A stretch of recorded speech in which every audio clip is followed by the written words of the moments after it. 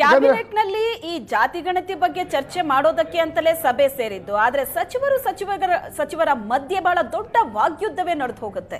ಅದ್ಯಾವ ಕಾರಣಕ್ಕೆ ಅಂತ ಶ್ವೇತಾ ನೋಡಿ, ಅಂತಿಮವಾಗಿ politics is a numerical number, elections are a numerical numbers. ಆ ಕಾರಣದಿಂದ ವೀರಶೈವ ಲಿಂಗಾಯತ ಮಹಾಸಭೆ ಒಂದು ನಿರ್ಣಯವನ್ನು ತೆಗೆದುಕೊಂಡಾಗ ಲಿಂಗಾಯತ ಸಚಿವರು ಅದನ್ನು ಕ್ಯಾಬಿನೆಟ್ನಲ್ಲಿ ಬ್ಯಾಕಪ್ ಮಾಡಲಿಲ್ಲ ಅಂತಂದರೆ ಹೊರಗಡೆ ಅವರದೇ ಸಮುದಾಯದ ಜನ ಅವರ ವಿರುದ್ಧ ಹೋಗ್ತಾರೆ. ಒಕ್ಕಲಿಗ ಸಮುದಾಯದ ಸಚಿವರು ಕೂಡ, ಅಂದರೆ ಸಿದ್ದರಾಮಯ್ಯನವರ ಪರವಾಗಿರ್ತಕ್ಕಂಥ ಒಕ್ಕಲಿಗ ಸಚಿವರು ಕೂಡ ಸಾರಾಸಗಟಾಗಿ ನೀವು ಜಾರಿಗೆ ತನ್ನಿ ಅಂತಕ್ಕಂಥದ್ದನ್ನು ಹೇಳುವ ಸ್ಥಿತಿಯಲ್ಲಿಲ್ಲ. ಹೀಗಾಗಿ ನಿನ್ನೆಯ ಕ್ಯಾಬಿನೆಟ್ ಸಭೆ ನನಗನ್ನಿಸುವ ಮಟ್ಟಿಗೆ ಒಂದು ರೀತಿಯಲ್ಲಿ ಅವರವರ ಜಾತಿಯ ಅಭಿಪ್ರಾಯವನ್ನು ಅವರವರ ಜಾತಿಯ ಸಚಿವರು ಹೇಳ್ತಕ್ಕಂಥ ಒಂದು ಕ್ಯಾಬಿನೆಟ್ ಸಭೆಯಾಗಿ ಮಾರ್ಪಾಡುಗೊಂಡಿತ್ತು.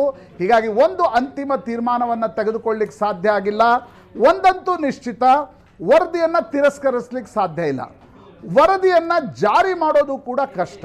ಹೀಗಾಗಿ ವರದಿಯನ್ನು ಇನ್ನಷ್ಟು ದಿನಗಳ ಕಾಲ ಒಂದು ಕಮಿಟಿ, ಹಿಂದೆ ಪಿ ವಿ ನರಸಿಂಹರಾವ್ ಅವರು ಹೇಳ್ತಿದ್ರಂತೆ, if you can't convince them you confuse them, if you can't confuse them also you create a committee ಅಂತಕ್ಕಂಥದ್ದು. ಆ ರೀತಿಯ ಒಂದು ಸಮಿತಿ ರಚನೆ ಏನಾದರೂ ಆಗುತ್ತಾ? ನಿನ್ನೆಯೇ ಯಾಕೆ ಸಮಿತಿ ರಚನೆ ಆಗಲಿಲ್ಲ? ಮುಂದಿನ ವಾರದವರೆಗೆ ಸಿದ್ದರಾಮಯ್ಯನವ್ರು ಯಾಕೆ ಮುಂದೂಡಿದ್ರು? ಅವ್ರದ್ದೇನಾದರೂ ಬೇರೆ ಆಲೋಚನೆ ಉಂಟಾ? ಒಂದು ವಾರಗಳ ಕಾಲ ಕಾಯಬೇಕಾಗತ್ತೆ ಶ್ವೇತಾ. ಎಸ್, ಹಾಗೆ ಸಂಪರ್ಕದಲ್ಲಿರಿ ಪ್ರಶಾಂತ್.